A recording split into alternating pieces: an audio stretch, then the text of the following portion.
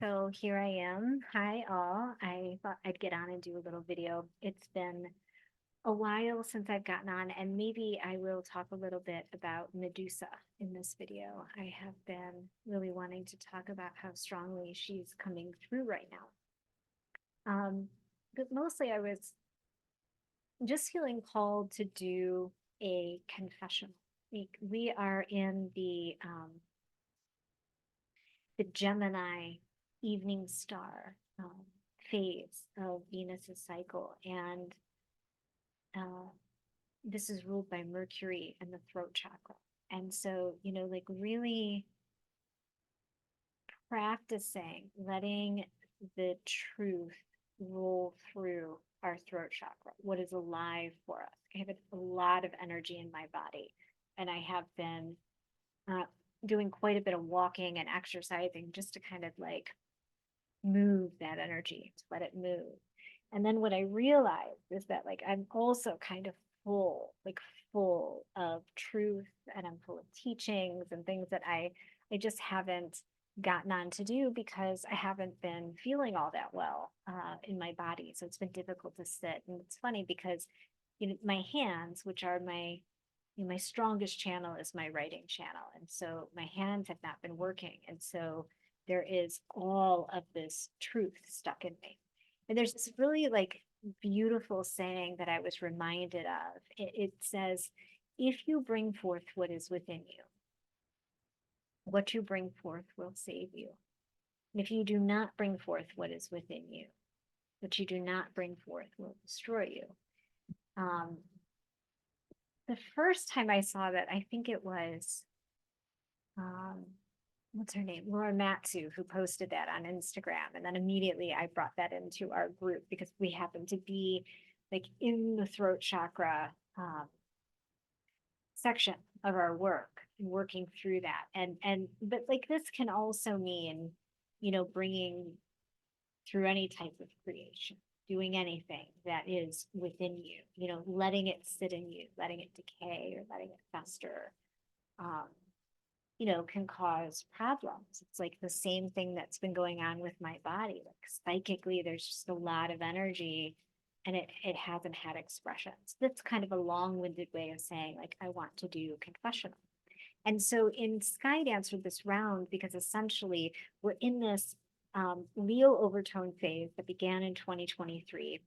And Leo is all about that like full expression, that like idea of being the sun.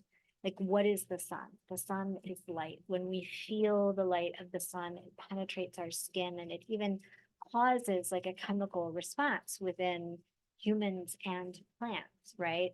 And so when we are being the radiance of our sun, authentic and true, right? Our sun, um, what we are doing is that function for other people and for the environment around us. Like the mood we're in, our state of being, our capacity to like radiate from the essence of the soul self, right? Radiate from the heart. Like Leo has a lot to do with the heart. Um, that capacity actually changes people. And this is, as I was telling one of our participants in SkyDancer the other day, really what our purpose is. Our purpose is to be the sun, our sun. We are all mini suns walking around on the planet. And the way that we touch and light the way for other people reminds me of that quote. I said it at Tanner's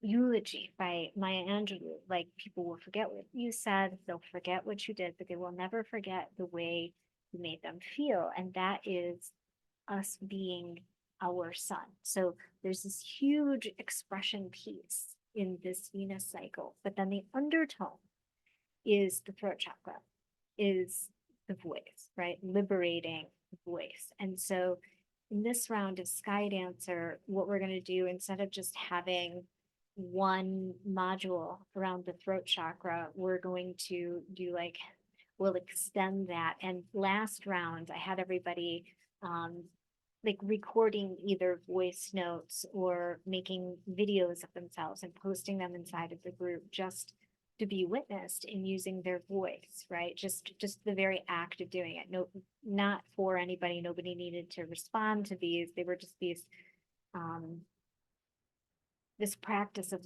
liberating the voice. And this round I want to do some fun stuff with toning and sound. And there's a really cool app that allows you to, that kind of like tells you what your voice is and helps teach you to sing. So we'll do that. But I also want to invite you into confession, what I've been calling confession. And that is getting on and just saying what's true for you, what you've been moving through. And it's so interesting. So I've talked a little bit like about my journey, but my teacher, Perry Chase, had like her live event, her one live event that she's, well, it's not the one live event. She does this one big live event every year called Transmission. And it has like a frequency or a theme. And this year it was eternity. And I'm always, I say I'm always surprised, but I'm never surprised at how well the themes she picks tend to line up with the astrology and most especially the Venus cycle. And so the overlay of eternity onto us just at the same time moving into the root chakra of the evening star, which is the more eternal transcendent side of Venus cycle, felt like beautifully timed. And it was interesting because I've been working with this Medusa archetype and one particular piece about Medusa, and that came through this weekend really big, for me to look at. And I want to talk for a second, just astrologically, about how Medusa is connected to this cycle. So, what's really interesting is on June 4th, Venus had her conjunction in Gemini to the sun. So, this was the Venus Sun conjunction. This is why we say there's a Gemini undertone. But then we also think that the place in which Venus rises, we think that's very important as well. And so, it was 29th degree of Cancer this year. And so, interestingly enough, on June 4th, when Venus was making her conjunction to the sun in Gemini, Medusa was at 29 degrees Cancer. So she was sitting at the heliacal rise point of Venus. And then if you move on from that and you look at where Venus was on her heliacal rise, so Venus then was at 29 degrees Cancer, Medusa was at the seed point of the cycle in Leo, conjunct that. And then as the root chakra, and I'm talking about Medusa, the asteroid. And then if you move on from that, at the moment that the root chakra gateway opened, finally the two of them have come together. So there's Medusa at every single one of these like important feeding points for the cycle. And one of the things that I've really been thinking about with Medusa, so if you know her myth, Medusa, one of her myths, Medusa has so many myths. And if you really like to read a bunch of them, Demetra George writes a book. I think it's called The Dark Goddess. But she's an astrologer and mythologist. So she like really gets into like all of the different versions of Medusa.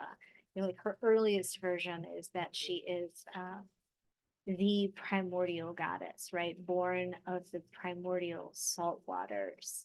She's related to the goddess Anath in Libya. So she goes all the way back to this triple goddess head, and she is the only human. And so they relate her to like the crone or the closing phase of the moon cycle, because as a human, she can die, right? As an immortal, she cannot.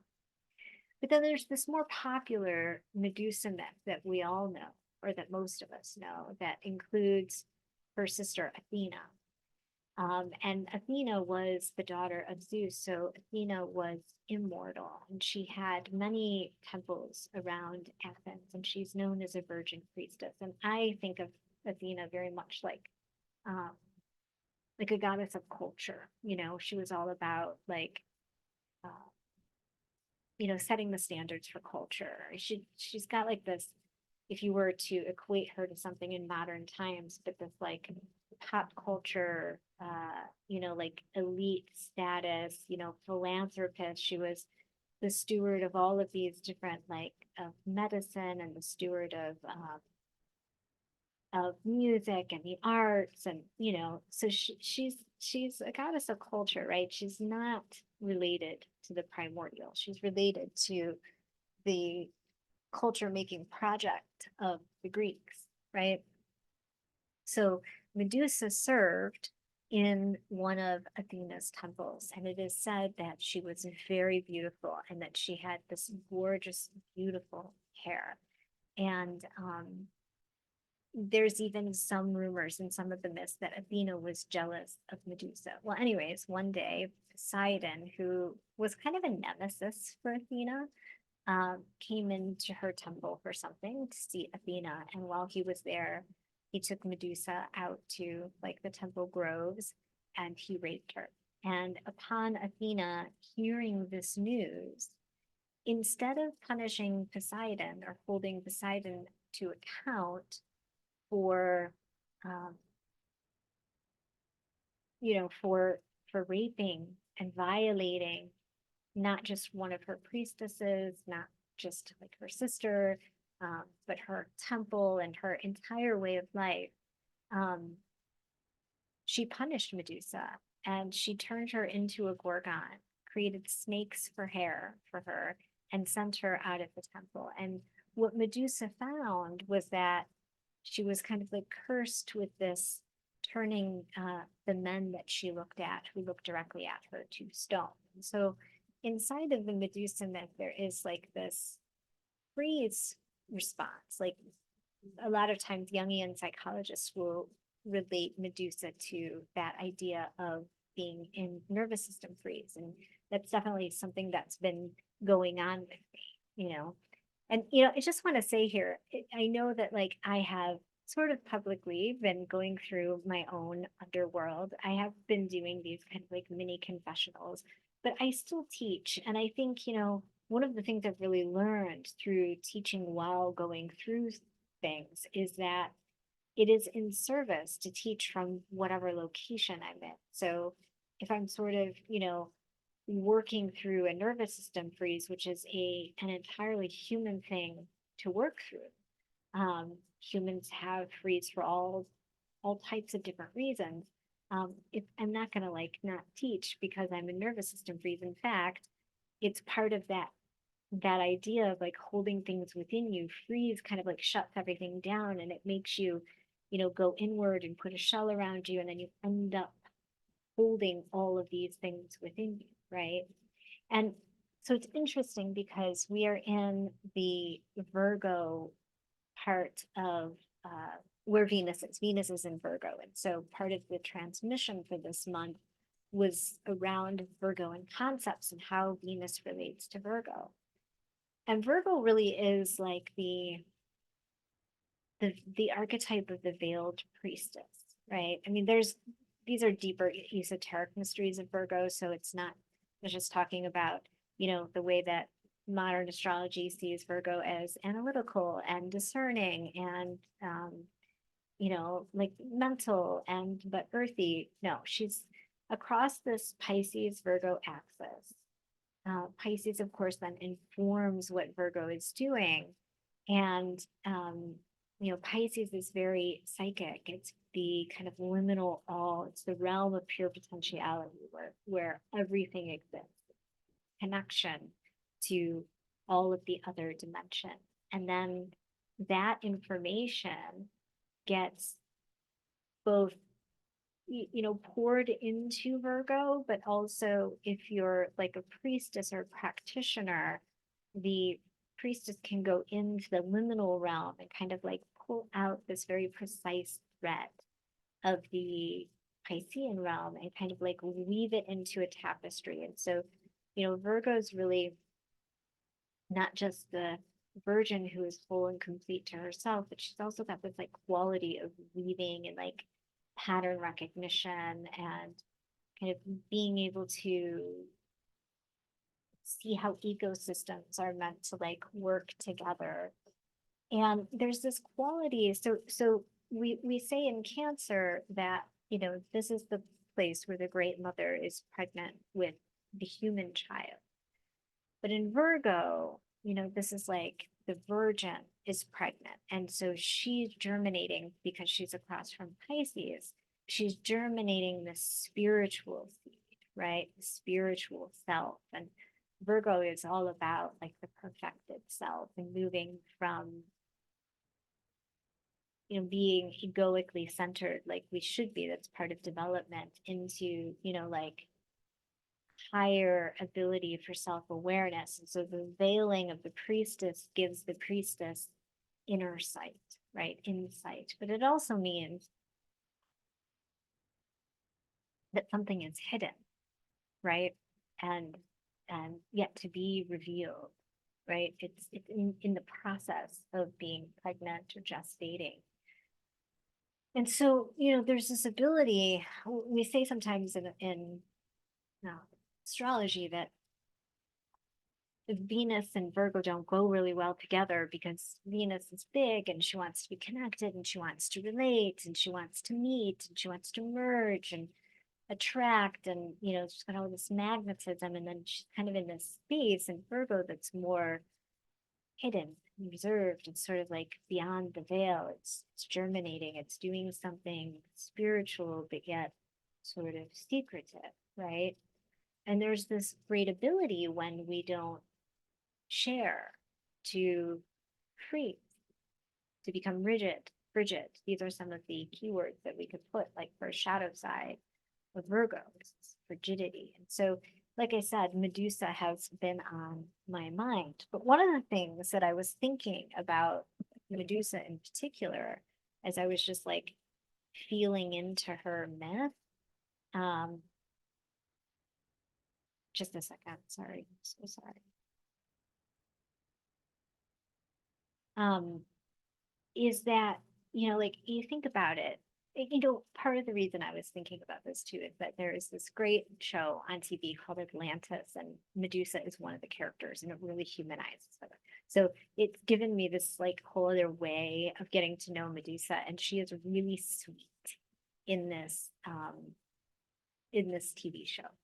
And so, like empathizing with this kind of archetypal character of Medusa from the TV show, I'm thinking about like how she might feel, like there's this real renaissance that I love. There's some distorted aspects of it, but as a mother of three sons, and especially one who had a lot of turmoil in his life, I really love this renaissance of, coming back into harmony with the masculine and feminine, and really giving the masculine their proper due, and moving away from really destructive narratives of feminism and gender wars. And I love this embrace of the masculine. And so I was thinking about how Medusa might feel knowing that every time she looked at somebody, she killed them, looked at a man, she killed them. Like that like in a sense, in a way, on one hand, it relates to that frigidity, that rigidity of the Virgo archetype, and the way there's like a castration there, and it goes back to that, the temple virgins who, you know, far back in their lineages, they weren't prostitutes, but they were sex healers. And then when virtue and modesty and all that came online in the Greek and Roman empires, the temple virgins became real virgins, and they're kind of like the precursors to the nuns, right? So we're definitely working with this patriarchal Medusa. But I was thinking about, how must she feel, like turning men to stone and having that that reputation, so much so that she was hunted, by Perseus. And there was, this is a great epic, Perseus slaying or the head of Medusa, right? And I was thinking, like, that plays into that idea of the dangerous woman, right? Like And like I said, this had already been on my mind, and then it came up at this event that I was at. So I got to like really work with it and to see like the places where I shut down my own expression, where I allow that expression to stay hidden because it's not perfected yet, which is a shadow of Virgo, right? Like, if it's already a place of hiding, it's very easy to want to keep something behind the veil until you feel like it's perfect, but that kills the creation or the expression, right? And so one of the other things I got was like, oh, like I actually feel like my love is dangerous. And I think this is further reinforced by Tanner's death, that my child passed away. And yeah, that there was something rotten in my love. Um, but also, that like to love me is dangerous, right? Like there's something so wrong or so twisted or distorted. I'm adopted, right? So there's that you know, like I was just a baby. What could have been wrong with me? There must have been something so fundamentally wrong with even my innocence, right? This is just like a narrative, a story, right? It's kind of alive somewhere back there. I know it's not true. I don't believe it as a belief, but there's this like core imprinting. It's kind of archetypal in a sense that you know, it's dangerous to love me. And then the other thing that came through, and this is a big one, and I think it will be for a lot of women, is that my sight is dangerous. Like I knew Tanner was going to die before he died. I have seen things and known things. This is that Virgo, the oracular, the oracle piece of that axis, right? Like I have known things. My nodes exist along this axis. And so I've got this very strong oracular function where I just know things. I know things before they happen. I know what's happening. I can see things beyond what other people can see. I don't always say them because, I don't want to argue with anybody about them, but like I can see. And I have seen a lot of bad things before they've happened. Sometimes I've spoken about them, sometimes I haven't. But it wasn't so much the function of speaking as it was this realization that like my sight is dangerous. Like if I see something and I say it, there's that feeling, right? That like when we say something, we can make it true. We're spelling it into existence. And so this kind of plays into that idea and, this other theme that we're working with, this cycle around intuition injury, like the injury around the wounded oracle function. And you can see that we'll work with it with Cassandra, but you can see that even like in this Virgoan archetype and with this piece of Medusa, like she's been so projected onto as dangerous. Um, and our work really is to like reclaim the head of Medusa. To without the head, we don't have the full Kundalini function. And looking at ways, it's interesting because we'll move through the chakras, but the chakras will be, Venus will be in different places. And so like we're kind of looking at this throat chakra expression piece, this way that the different places that we feel dangerous and how that causes freeze in us through the lens of the root. And the root is all about survival. And so like where do we shut down our expression because it is a matter of survival? And this is a big wound, like all within the feminine. We call it like the witch wound and things like that. But like it's really deep to look at this wound, not through, I think so often we look at it through the realm of the throat, or we look at it through the realm of the solar plexus, which is kind of where the inner sun lives, that like inner personality. But we don't look at it like sometimes it literally felt like a matter of survival to keep something in us. And, what does it mean? What has it done? What is the fruit of the outcropping of existing as a dangerous woman? What are the consequences if I'm too dangerous to love and my love is dangerous?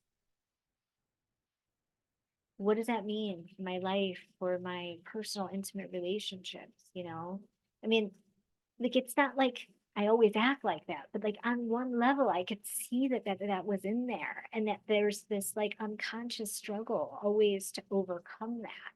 And so, what would it be to not always have to hide that away or pretend like that's not there, or to try and overcome that, like to compensate for it, to prove that I'm not bad, or that I am lovable, or my love is good, or that there's an inherent innocence about me. And we worked with innocence in the underworld. um what are the consequences of having lived believing that there is something fundamentally dangerous about us or about our expression?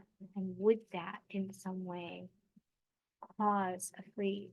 And with Virgo, working with themes of the perfectionist, right?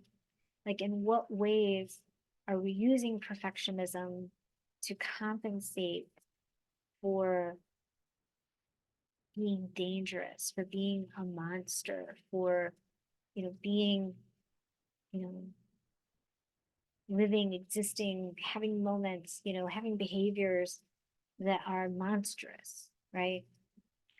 There's so much overlay between Lilith and Medusa. Like, we say Medusa, the Gorgon, is a monster, and Lilith is like the mother of demons, right? Like, these are very similar archetypally.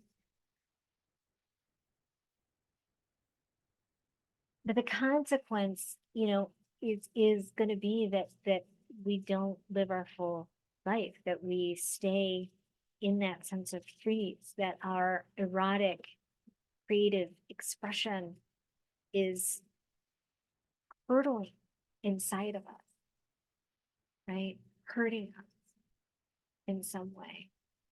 And there's emotion too. We so often talk about um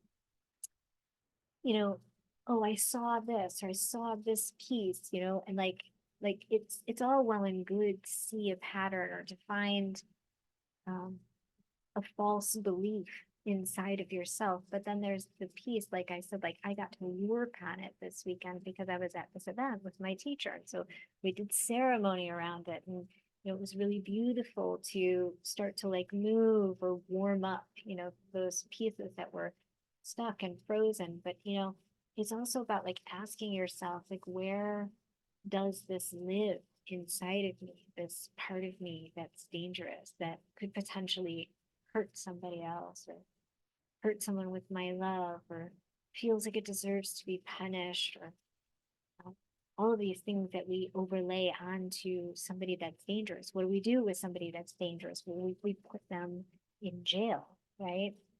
Like, where does that live in the body? Like, I've been having to do so much of this work as it's come up, and going, okay, you know, where is the big sensation?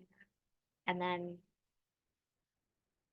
um, going to that sensation.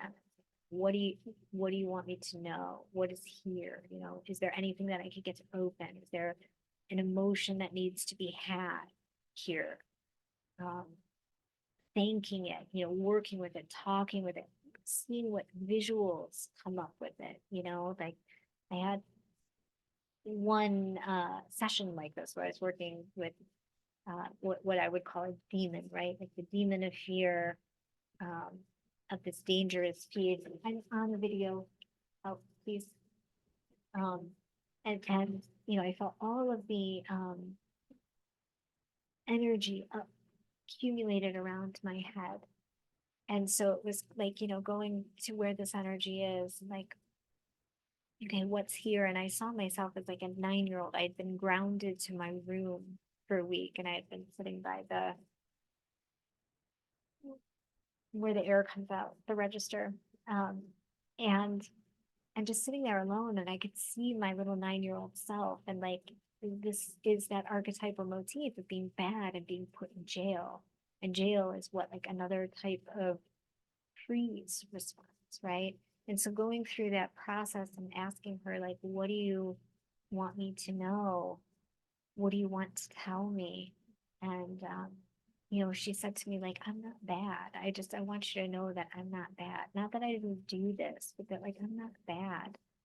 Like, like she needed the adult me to know that.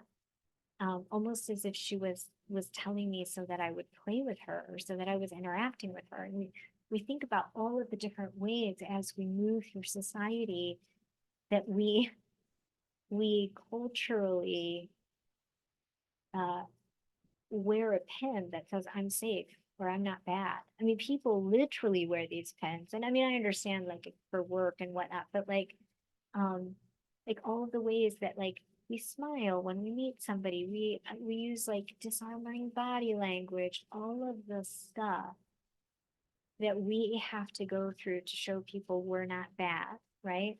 Think about how much energy that's taking. If that's something that's like a wound that you're trying to sort of cover up because it's not really ever been fully worked through, right? Like there's a lot of energy being put into that, like, I'm not dangerous. See, I'm safe. It was a big aha for me to see that like wow, and like what would my body language be like? What would my presence be like? Like how would I carry myself and hold myself differently? How would my body feel if I didn't need to do that? If if I was if I trusted that my love was good, and that I was inherently lovable, and it was safe to love me, and there was nothing dangerous about me, like like how different would I behave? And so I had decided inside this inquiry like that I would take a walk in that energy, and I put on some music to sort of like help evoke that frequency within me. It was really interesting. We had a tornado here a couple of days ago, and everyone has been outside because no one has power. There's like been no power, no internet, streets are full. So I took a walk down like the main street of our city, right? And I was in this energy of like I'm safe, right? But there was something inherently because it was like a reclamation of Medusa's head, there was something inherently erotic that I was reclaiming, right? Like I could be in my natural sex because I didn't have to shut that down because, of course my sex is dangerous too, right? Um, and so I was walking, and like people were looking at me, and I was like turning heads, like my presence had gotten bigger. And it was a really interesting experiment to work with. And so, as we're moving into the root, as we're beginning this journey, like this is like being handed a ball of yarn that it's not just going to unravel, and um, but that we'll continue to work at and pull at these different threads throughout this um, this entire 9 months. The looking at the places where we're shut down, where expression is shut down, where it feels unsafe from a level of survival um, to express these dangerous pieces of us, because Medusa is embedded in the cycle. Um, and how the intuition injury, like all of the places that we feel that are dangerous. I'd love for you to sit with this inquiry. If you'd like to journal about it, if you'd like to make a list, I sort of made a list. I'll give you my few. Uh, my sex is dangerous. My beauty is dangerous. Ooh, my hunger is dangerous. Like, so I don't want to show anybody like how excited I am, or how hungry, or how turned on I am about something. My truth is dangerous. My sight is dangerous. My love is dangerous. And just like Medusa was sent away, we exile all of those parts of ourselves. And so this is our call from Venus, our opportunity as red women, right, who are hooked into this cord. And this is why my teacher taught about it, because she is hooked into this cord. It's why I'm thinking about it, because I am hooked into this thread. This is our call or our invitation to really bring these themes forward, um, and and look at how they are